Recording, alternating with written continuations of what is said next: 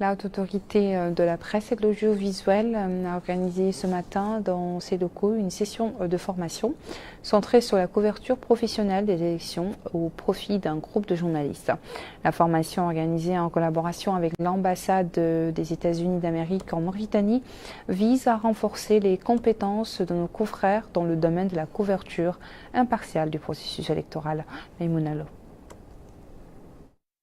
Cette session de formation sur la couverture professionnelle des élections au profit de 30 professionnels de médias, journalistes et blogueurs confondus a pour objectif d'améliorer les compétences de ces derniers et à leur doter des outils nécessaires à l'accomplissement de leur mission. À cette occasion, le président de la Haute Autorité de la presse et de l'audiovisuel, Hussein Oulmeddou, indique que la thématique est pertinente et actuelle.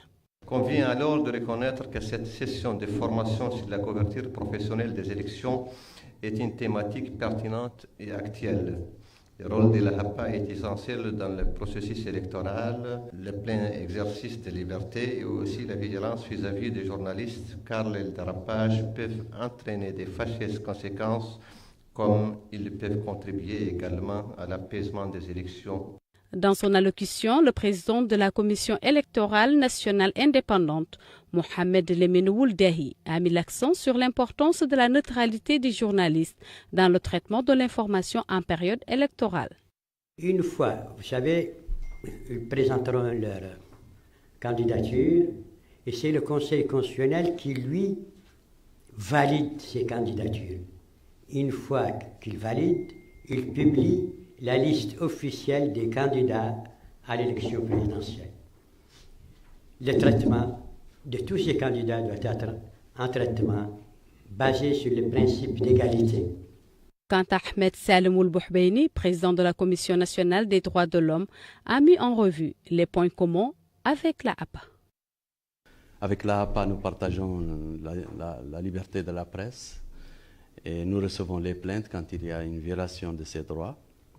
Nous partageons avec la CENI les élections aussi parce que le droit de l'électeur, le droit des élus, le droit des candidats, le droit d'être inscrit, le droit de voter, le droit de faire un recours, tout cela concerne la Commission et peut recevoir des plaintes à ce titre. Donc, nous sommes en plein dans cette problématique. C'est dans ce siège que Cynthia Kersh, ambassadrice des États-Unis en Mauritanie, a souligné l'intérêt de s'engager et de soutenir les médias pour une bonne démocratie. Nous nous engageons activement auprès des professionnels des médias à soutenir les organisations des médias par le biais de subventions et à faciliter les programmes d'échange de journalistes.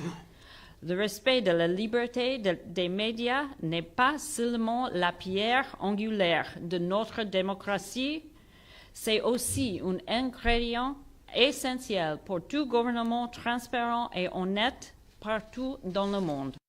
Peter Gallus, conseiller pour les relations publiques à l'ambassade des États-Unis, a abordé l'importance d'une bonne formation pour les journalistes en cette période électorale. Les journalistes doivent passer un cours de formation journalistique avec un spécialiste qui sait très bien comment former les nouvelles générations de journalistes en Mauritanie pour expliquer bien au public les importances des élections. Au cours des 5 prochains jours, la formatrice Sarah Watcher guidera les journalistes et blogueurs mauritaniens à travers un programme conçu pour améliorer leurs compétences et approfondir leur compréhension des principes journalistiques clés selon les organisateurs.